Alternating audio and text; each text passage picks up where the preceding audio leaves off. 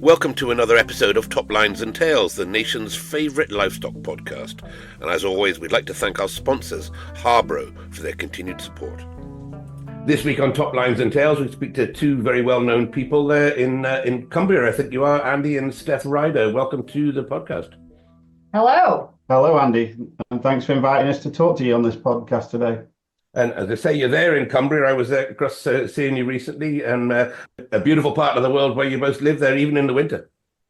Yeah, we've been based here for 10 years now, and it's really nice and rolling, really picturesque in the middle of nowhere, but then not too far away to get onto the M6. So we're 2 hours away from like Cheshire and 2 hours away, if we wanted to get up to the bull sales or something like that. So we're quite well situated, really.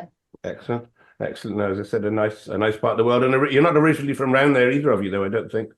No, I'm originally from North Staffordshire. I was born and bred in North Staffordshire, went to school in Staffordshire, and then, my journey begun then, and we moved, to various places thereon, really. Okay. And you're born into a farming family there, Andy?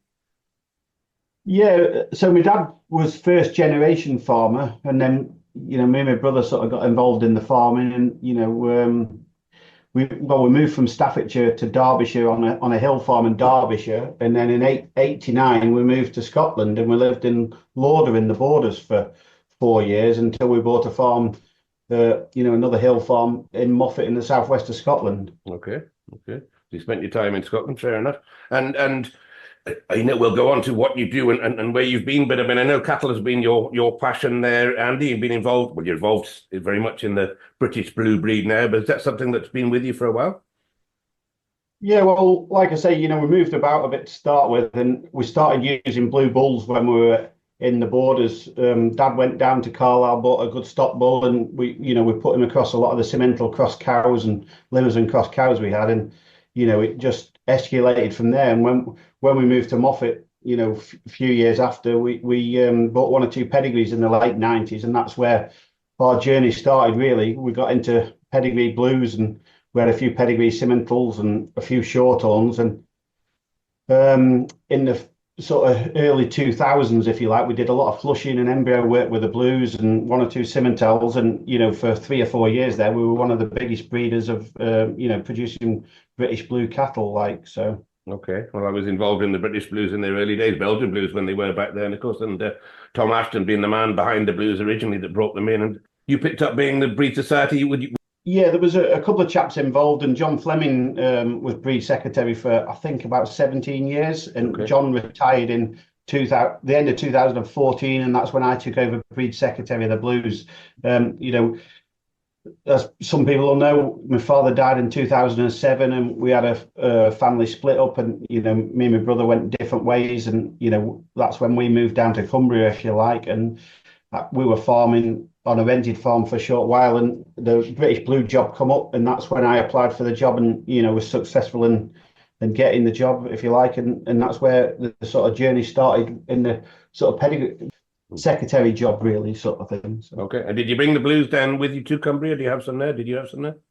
Yeah, we still have a few Blues. We don't have too mmany Blues because, as being secretary, I can't be a member of the Blue Cattle Society. So they're actually in Tom, our son's name. So, we just have 2 or 3 females, which we just play about with. Mainly, we keep Simmentals, and Steph has a beef shorthorns now as well, so. Okay, that's an interesting remark that you said that you can't breed them and be secretary, because I do believe some other breeds are available. One of the other breed society certainly has just taken on, I think, a CEO who is a breeder as well. Is that generally not allowed, or is that just a rule for the Blues, do you think?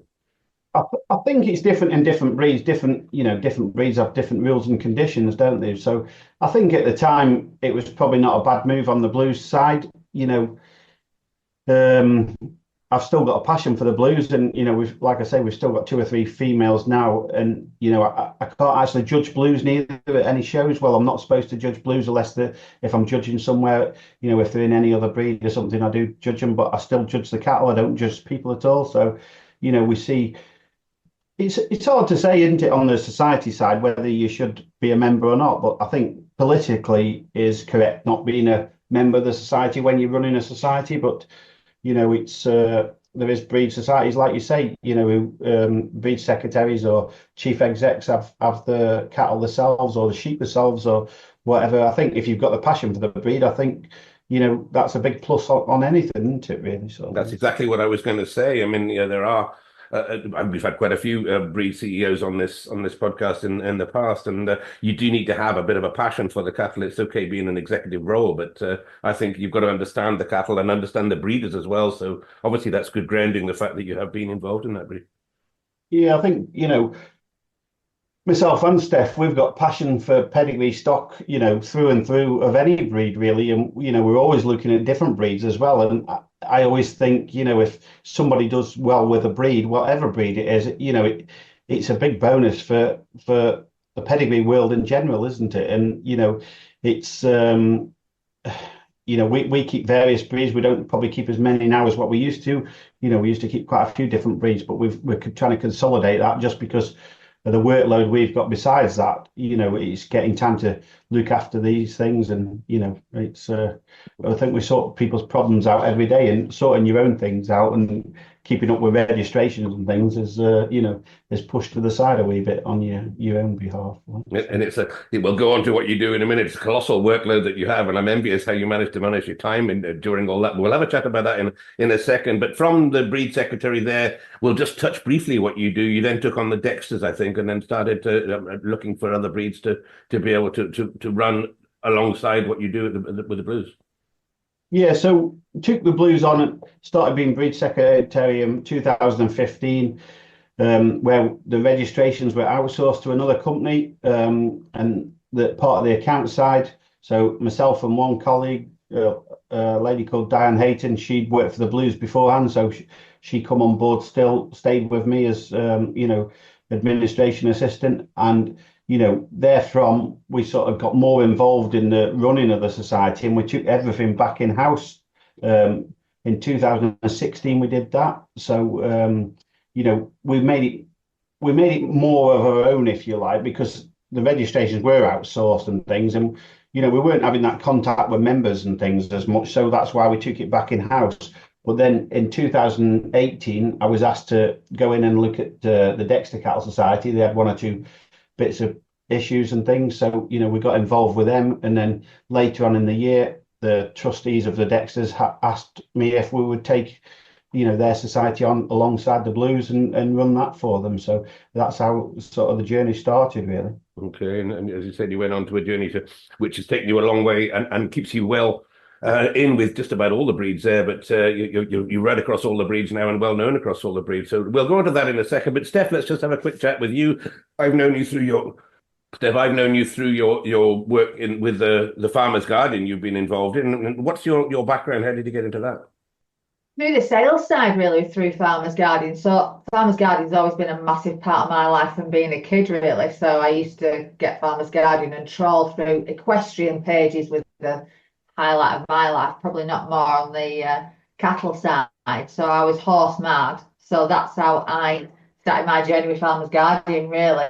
I just was very cheeky and rang up and said I would like a job, and I can, basically enhance your life with me being part of it. I was very cheeky, very confident, overconfident, and just wanted, to get involved on the equestrian side of things at Farmer's Guardian, which was massive back in the day.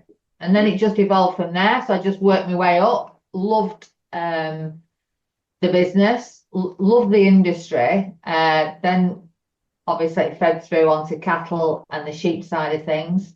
Me and Andy got together, and our lives started off on the road, really, and we're very fortunate because we do get on quite well most of the time, anyway. And we just got very similar passions, and we're both quite grounded, down to earth, and moved on up the ladder with at Farmer's Guardian. Various buyouts, founders came in. Learned a lot from all those and the different experiences. As I left the last 3 years, the business, the mothership, if you like, was AgriConnect. So Farmer's Guardian had developed massively over the years, so obviously Lammer, the huge event at the NEC on the machinery side was bought into the fold. So then the business really started to gain momentum alongside Farmers Guardian, dairy farm, arable farming, and then the Farm Business Innovation event came on board. So there was lots of other things coming to the portfolio to make the experience even more varied, really, from my side of things, and more exciting. So yeah, it was a good journey. Yeah, worked my way up as sales director, and it was challenging and exciting, and the industry is changing, and we experienced all sorts of things throughout the years. TB, massive issue that still continues now. Obviously, foot and mouth was huge. 2001.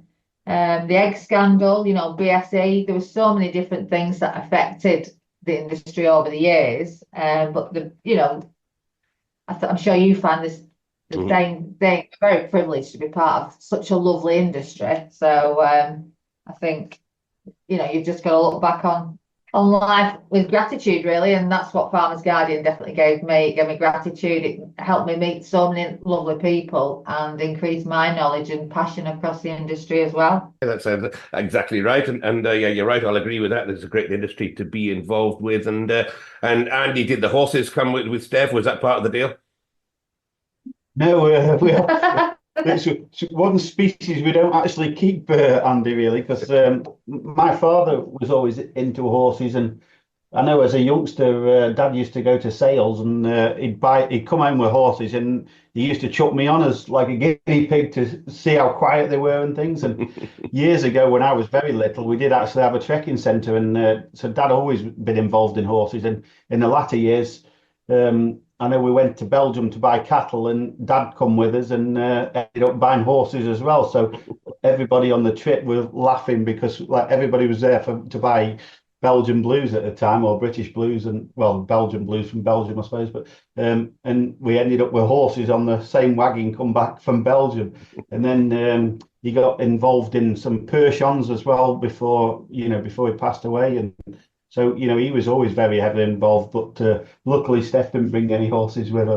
No. I keep threatening that I'm going to buy a dapple grey Shire mare at some stage, but whether that'll happen or not, I don't know. I don't think I've got enough time for it, really. Your life will change when you go back into horses, Andy. Just be careful what you wish for. Even I've come to the conclusion you lose more money with horses than you do with cattle and sheep. So. Steph keeps mentioning miniature donkeys, but I don't know. It cost a fortune, £4,000, I think, a miniature donkeys. I was getting quite giddy about it at one time, but I might just invest that in a nice short-horn heifer, I think. I could see making money on it. More money in short-horns, definitely. And just go back to you, Steph. We've all enjoyed your weekly updates, which were a Farmers Guardian thing originally, and you carried on doing that, putting videos out there, and your marketing is exceptional, and it's something that's brought a lot of joy to a lot of lives. Yeah, it just made sense to do it, really. I just try and put myself in other people's shoes and think, right, well, what would they want to hear about and learn about? And we all want to look over the farm gate, don't we, and have a good nosy, or just say how that person has got to where they have, or what their thoughts are on that particular sale, or what prices are looking like. And it's just getting a bite-sized understanding of what's happening at that current moment. And not just on the sales, that you've opened up your own life really on the farm to a lot of people, and I think it's something a lot more people should do as well. I think people like to see whether they're involved in that or they're not involved in that. People like to hear what other people are doing with regards to your own stock, and that's when we hear about all your menagerie of animals and the disasters that sometimes go with them, and it's great fun. I know it was quite accidental, really, to start when I started off doing that. And Andy, like a typical farmer, didn't like too much information going out into the wider world. Like we all have dead stock, whether we like it or not, things die. But me shouting out every week, or people saying to Andy, "Oh, sorry, you lost so many sheep last week," or he'd tell me off when he'd come back and say, "What have you been writing about this week?" But again, I think because it's just an open, honest conversation, you get frustrated, you get hopeful when something good hits the ground, or You know, we had a very sad time a couple of years ago when we lost all the poultry, unfortunately, to bird flu, which was absolutely devastating, you know. So it just knocked us for six, and it was so eerily quiet here. And you know, initially it started at the new year. I'd got some Orpingtons that had built up, and they'd gone out into the shed, and there was a couple dead just out there. And I didn't think too much of it, but obviously I was disappointed. And then we went into another shed, and a pet turkey was dead. And then it just seemed to go through the Orpingtons more than anything. And then sadly we lost about 13 all in. We called it in, didn't we? We rang it in and just said, we think we've got a problem. That was on the Monday. On the Tuesday morning, they came on the Monday night, took some birds away. Tuesday morning, they were in touch with us. Tuesday night said, you're down with it, you're on lockdown. And the whole place just went on lockdown. The vets all came on board and all the different bodies associated with it. And every bird was laid out, stunned. They were brilliant in how they dealt with the situation. They were so compassionate. And I think because we've got such an array of different varieties, and there were lots of healthy birds, so a lot of them were unaffected, but we had to lose a lot. So in total, it was about 250 birds we lost. And a lot of the breeding lines that Andy had worked through over the years. I mean, over the years. Yeah, jump in, Andy, by all means. Yeah, so like, you know, we had 250 all different sort of breeds and things, and you know, we were down to all our breeding stock really ready for the year to try and, you know, get some hatched and things. But you know, unfortunately, we went down with bird flu, and you know, like Steph says, it was reported on the Monday, and by sort of close of play on the Wednesday, everything had been slaughtered and away, and you know, that was us sort of cleared out, if you like. But tough times.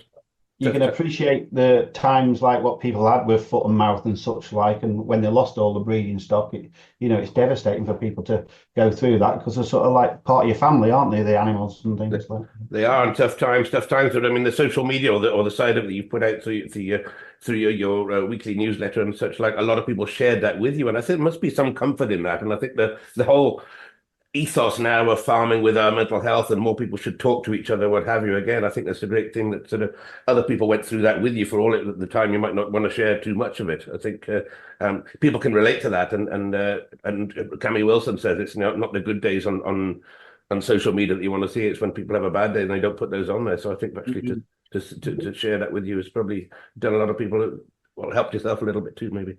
Oh, they were so supportive. People were lovely, and they brought us birds when we got back on our feet, and eggs. You know, we built the numbers back up. So yeah, it was. People always step up, don't they? And again, like we said before, it's a lovely industry, but everybody is so supportive in this industry, and that is a beauty. People do support each other. Yeah, absolutely. But you're right. Speak about things and speak up, because you know everyone paints a perfect picture that everything's grand and wonderful every day and the sun shines, but sadly it doesn't, and we all have different things we have to contend with. Yeah, totally so.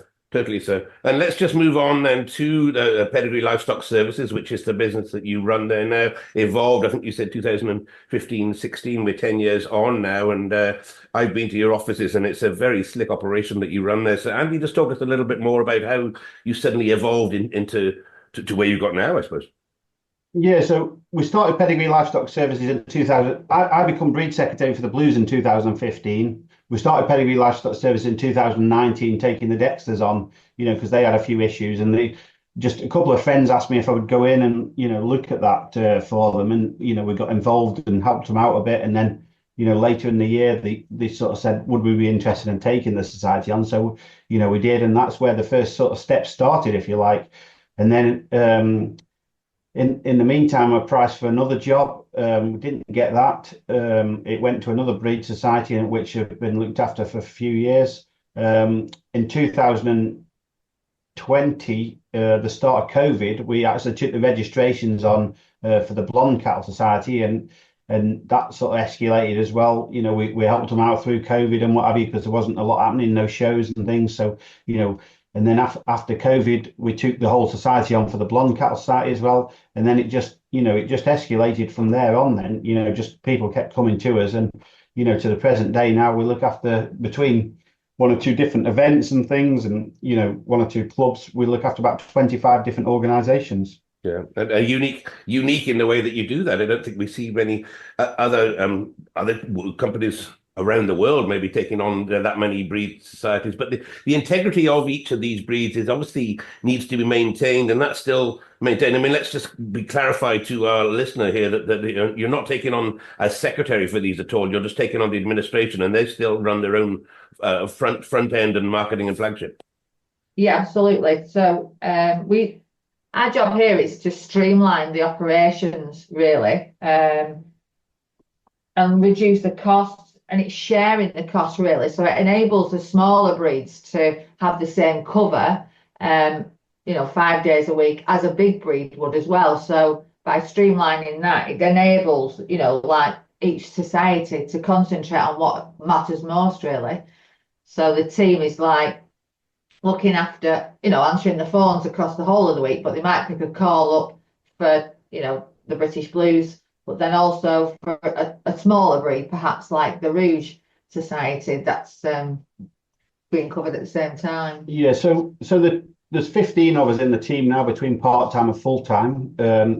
Everybody within the office has their own breeds to look after. So, you as members, when you ring the office, we try and get that same person to deal with them. So you have that sort of relationship with the person within our office. And if they're not in the office, somebody else will deal with that problem or issue.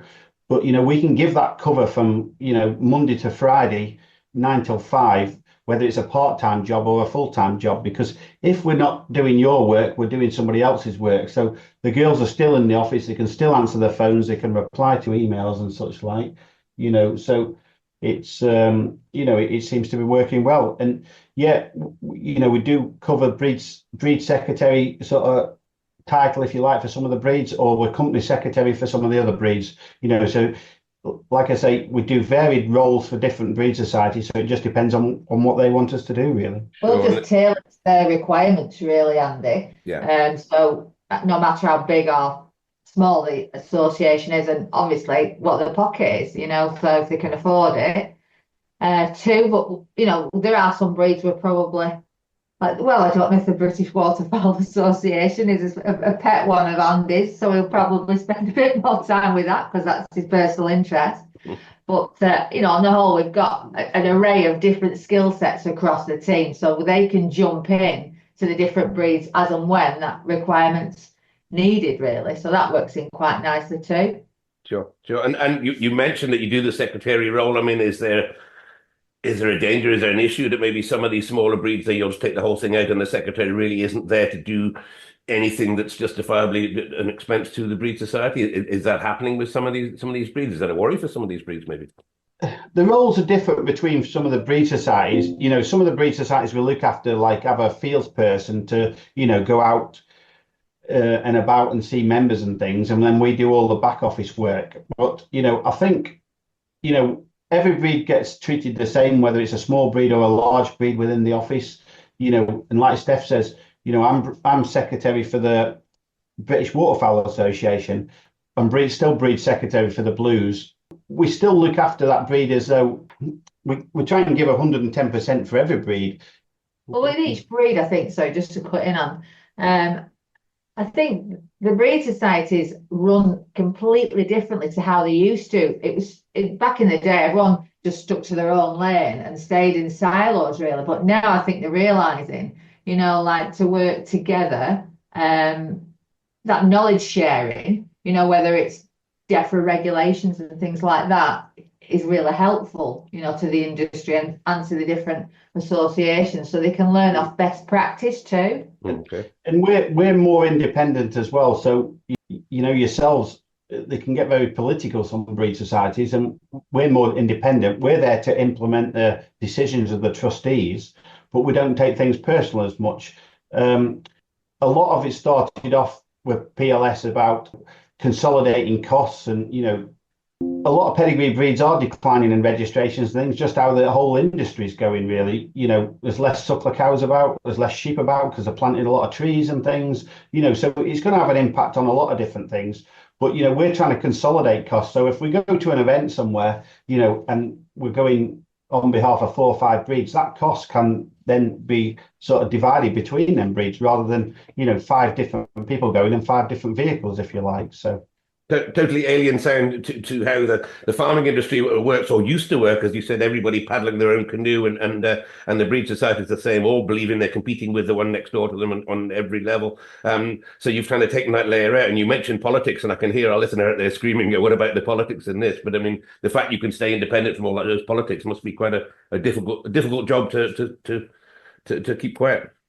Yeah, it is difficult at times, and but we can go to a meeting, and because we see it across the board and across the industry, we can put our views forward, and then it's up to the trustees, then the individual trustees of each breed society, to make a decision then thereon. But we can advise what's happening in the industry or what's happening with other breed societies and things without we're still totally confidential, so we try and not mention specific breed societies and things, when we're in meetings and things. So, but I think because we're going to a lot of different meetings, we're dealing with DEFRA and different organisations within the industry, we're seeing a bigger picture of things rather than somebody part-time and who can't manage the time to get to different meetings, or the breed society in question can't afford to send them people to different meetings, whereas we can go to a meeting and we can relay that information back to the different breed societies at a lot lower cost.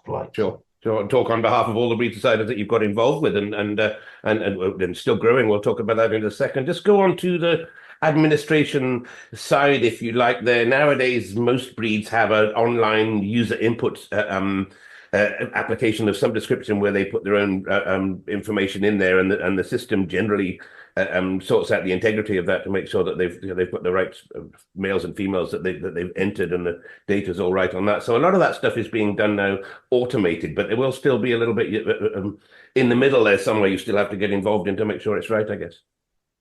Yeah, so a lot of the databases we look after are connected to the various websites for the different breed societies, but we use 4 different databases for doing the registry, if you like, for the registrations and things. And they all have the pluses and minuses, and we try and customize them so they're all more or less the same within the office. So we have to deal with the people who supply them databases to try and adjust things and make it easier for our staff and the team in the office to make things work easier. But not just that alone, we're trying to make it more user friendly for the members when they go online to do the registrations and things. Yeah, we still get some societies probably still on 30 to 40% paper registrations, and we have to input all that information manually, which is quite a timely sort of job really. But even when people are typing things in electronically and things, you still get odd mistakes and things. And, sometimes we'll send a pedigree out and somebody said, oh, very sorry, we've put the wrong date of birth on, or we've put the wrong sex on it or something. So, we have to change that then, and we'll reissue a new one. So whatever you do, I think there's still human error in there, but it would be great if we could have everybody on, one database, if you like, but then it's a cost to the individual breed societies in one respect. They'd have to pay for that changeover, if you like, but it's trying to make things easier for members as well as, the team in the office, isn't it, really? So. Yeah, no, we've talked about that. I mean, the one size fits all database would be a utopia, but as you said, the breeds at the moment are different. And also you talk to a lot of other different data organizations, such as Signet and such like, where they're putting in their data for performance recording, the DNA stuff all coming in there now. So you've got to be, all your systems have got to be in a position to talk to these different databases. And again, that takes a lot of technical know-how too. Yeah, so all things have got to be aligned, because it starts with the farmers. Some people use like different livestock databases for the farm management systems, don't they? And some of them can be aligned with the database what we use in the office, so they can send files into the office with the registrations on and such like, and that information can be sucked in, and 95% of the information is correct, and then we can produce the registrations from there on. It's like you say, we deal with Signet, we deal with Breed Plant, we deal with the DNA labs.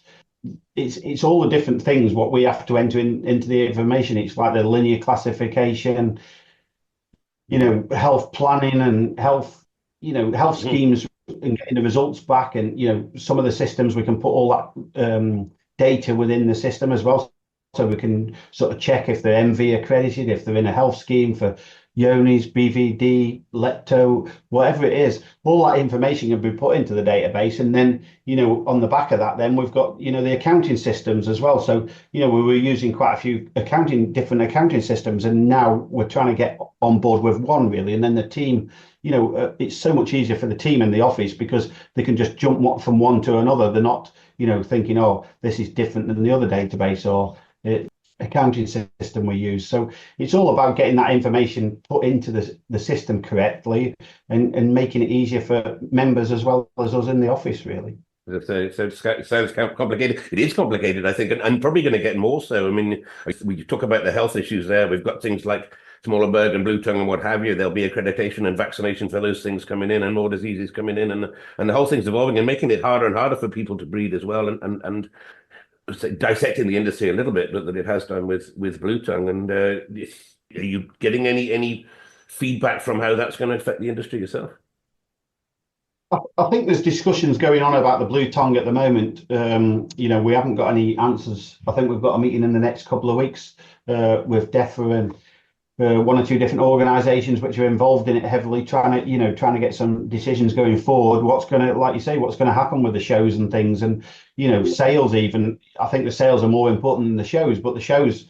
Going back to the shows on the members' behalf, it's a great social point, and people meet up through the summer and things and discuss what the issues, what they've got, and like you said before, that isolation of people being at home all the time. It's a great place for people to connect through the summer, and they have a good social side. And I think if we lose that, it could have a detrimental effect on breed societies and such like. But I think the main aim at the moment is get some sort of lines drawn where what we can do with sales and moving stock around the country and things, which is not easy at the moment because, like you say, with the testing and different things and the different rules and regulations in place.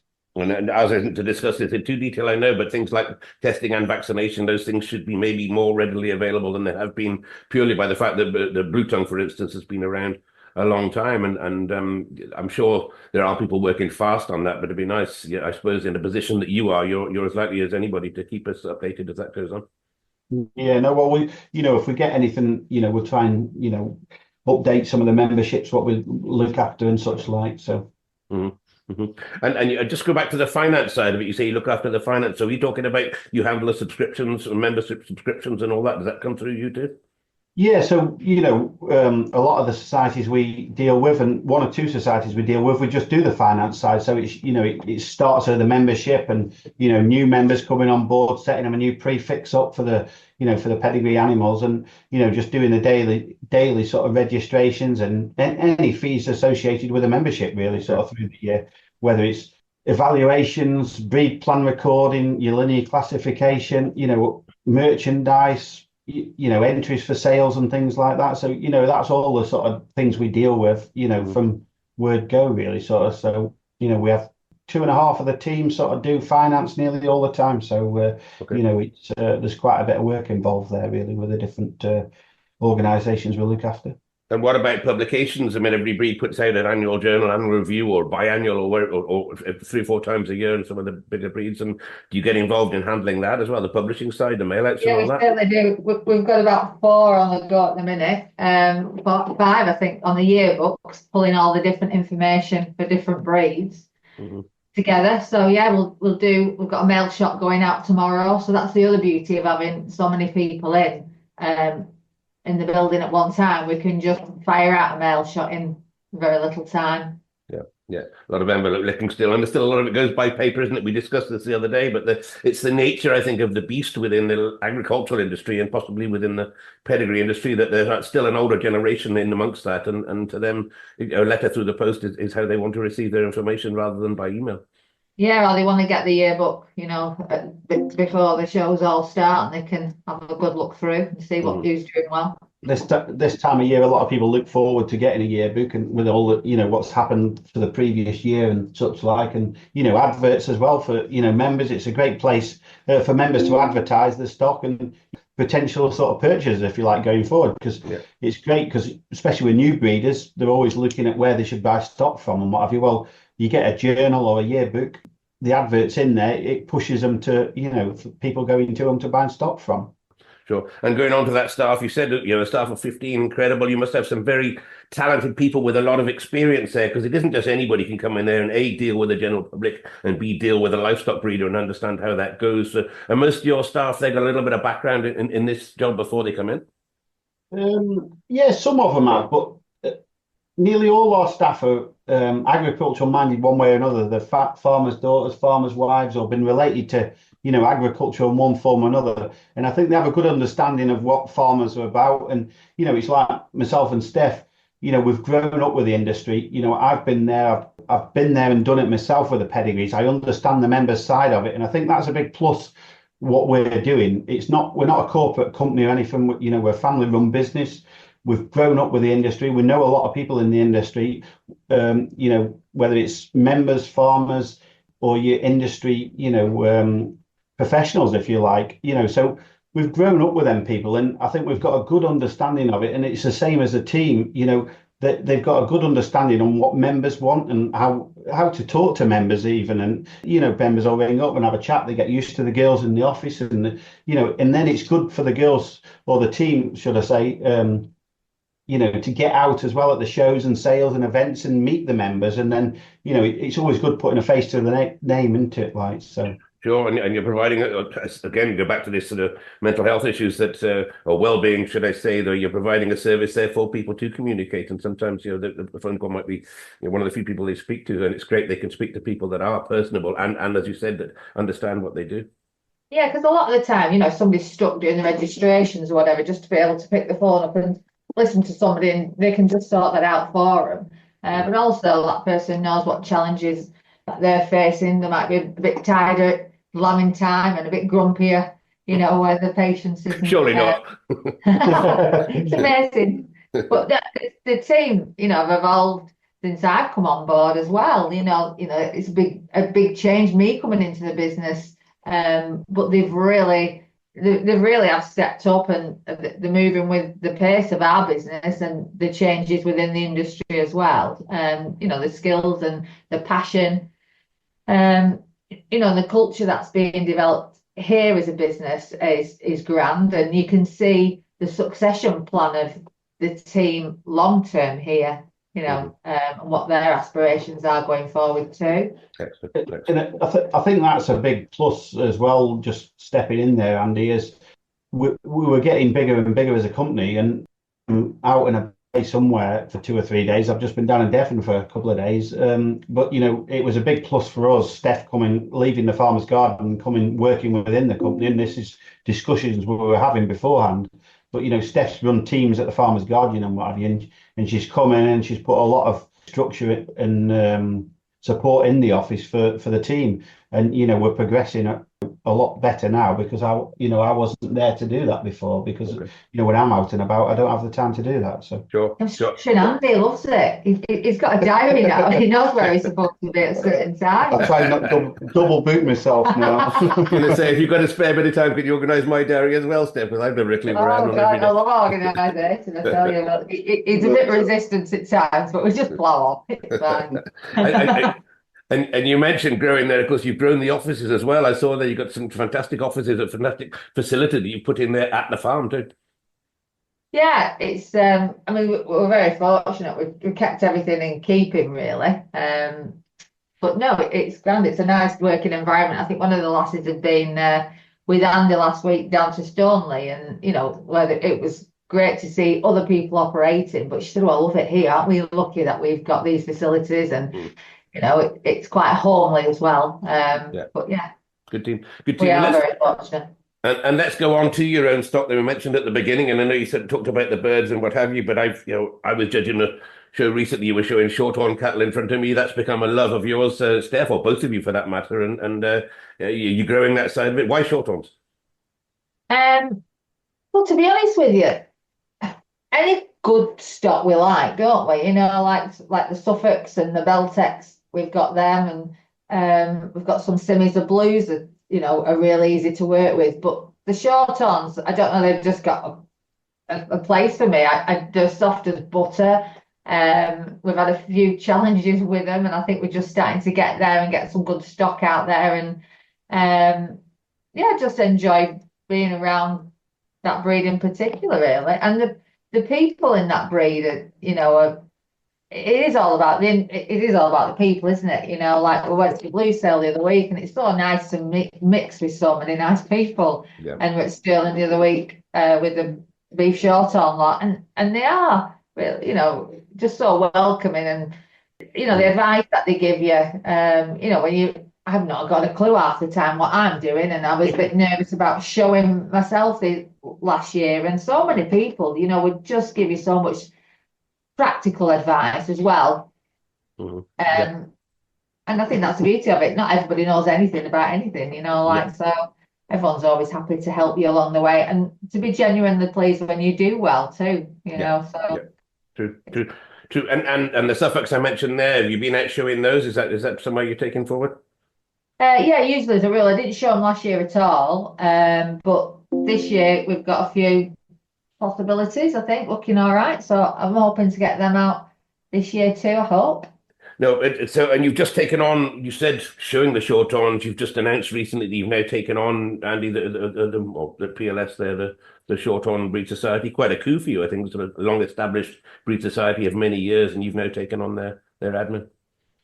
Yeah, so we're taking the registrations on and the DNAs and the breed plan, which is the evaluations for the society, and the linear classifications. But we're working alongside the present breed secretary Clive Brown and his assistant Ellie, and the trustees of the society. So fortunate to know most of them. So hopefully we should have a good working relationship going forward. So, but no, quite a good breed society to get on board, like so. Yeah, indeed, a big coup. And as I said, you said you got 21 breeds. I think I'm right in thinking there's about 60 or 70 breeds of sheep in the country, and don't know how many cattle. So you've probably got a lot more to go at. Are you actively going out there canvassing to other breeds, saying, look, this is what we can do for you, or are they coming to you?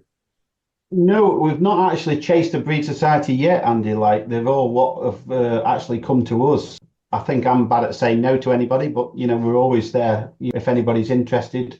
We've got a good team, and we're just recruiting at the moment for another team member. So I can't see us saying no to anybody to take them on anyway. So we just took on the Berrichons, haven't we? Yeah. And the Rouchons sheep. So, and again, like you said, we've just tailored the packages depending on what their needs are, really. I think a big bonus, as far as the trustees or the council members are concerned, they don't have to worry about staff. If one of our staff's off sickly or anything, it's up to us to put somebody in that place. That's our responsibility. So, it takes a lot of weight off the shoulders of the trustees thinking the membership's covered. The membership's covered, really, and they've no worries. And I sort of tend to deal with most of the trustees myself. So whichever team members looking after that breed society, when we have a meeting, they'll join. Whether it's Zoom or face-to-face meeting, and they'll be there as well alongside. So it seems to work well, really. Steph, I noticed you haven't got any Ryland sheep. I think that's something you need to get into. You never know; it might give you an opening to get into that society too. There you go. You never know. You never know what breed's going to turn up here next, Andy. Because I keep looking at one or two different breeds, and Steph keeps saying no. But you never know what breed we'll have next. You've got Alison Robertson just around the corner, who's probably got better Rylands than me, and she's got plenty of them. So she'll probably be listening to this and giving you a call. There you go. And your time, as I said, well, Steph coming back on board with you now to manage your time a little bit, Andy, but between you, with all that going on and running a farm, and you get a chance to go on holiday, can you shut down? I mean, you're away at shows all the summer, or the summer shows your holiday, like a lot of us. Yeah, I think, same as Steph said before, we know a lot of great people in the industry. We love going to shows and things as well. Even though we're busy at shows and things, it's still nice and to socialise a bit as well at night times and things. We're actually up at Stirling Bull Sales the other week at the Short-Ons and Angus's, and there was Heavyfords there, Lincoln Red there. We tagged a day at Oban on the back of that, so it's just nice to just switch off for a day. but we don't really go on holidays as such, like, do we? So Our holiday's Yorkshire Shore, well, mine is anyway. So Well, I definitely. that's it. We're fortunate to be part of an industry that's not a chore to be, to be in, isn't it? Like so, and I think every day it's so varied. We're just very lucky. And like I've just been in Devon for the last 2 days. It's great down there. I know me and Steph weren't there together, but I think I get a buzz personally anyway, just going and meeting them different people and, even having the meetings and things. But it's a social side of it as well, with all the different organisations we look after. We took the South Devons on last year. I've met a lot of new people what I didn't know before from down in the Southwest, and we have regular meetings and things. We're down in Exeter at the beginning of April for the South Devon sale, their main sort of spring sale. And you meet a vast array of different people and personalities, all over the country. And it's great when you're out there and things, and it can be time consuming when you're at shows and things. We never seem to get very far because, every other person you sort of know and you stop for a bit of a blather and what have you. But I really enjoy it. And, it's a great way of life for us, like, so. They say if you love what you do, you never work a day in your life. I don't know if that's exactly true. That. Yeah. Well, I've enjoyed having you on. As I said, you are busy. I'm sure you've got other meetings to get rushing off to right now. And it's great to have the time with you. We've been trying to set this one up for a month or two previously, and we've all been missing each other. So we'll definitely catch up with you, Steph, at the Yorkshire Show, and I'll get you one of those Ryland sold to you yet. You never know. Look forward to it. But thank you very much. We've enjoyed it. Yeah, right. Thanks very much, Andy. Thanks. That's great to have you on. Thank you for listening to this week's episode of Top Lines and Tails, the nation's favourite livestock podcast. And as always, we'd like to thank our sponsors, Harborough, for their continued partnership and support. And as we're going into lambing time, why don't you speak to Harborough about U-Feed? Their Premium 18 product is the market-leading U-Feed, packed full of energy, fibre and quality protein. Not only will it keep ewes in tip-top condition, it'll also make sure colostrum is full of goodness to get the lambs off to the best start. Harborough are renowned not only for the good stuff in their feed, but also what doesn't go in. No nasty palm kernels in here. Speak to the team for more information. You can contact Harborough through your local representative or your local store, or find them there on the internet. And while you're there on the internet, don't forget to join in our Top Lines and Tails Facebook community. You just click join the group there and we'll let you in, and you can then see a lot of information about this and previous episodes.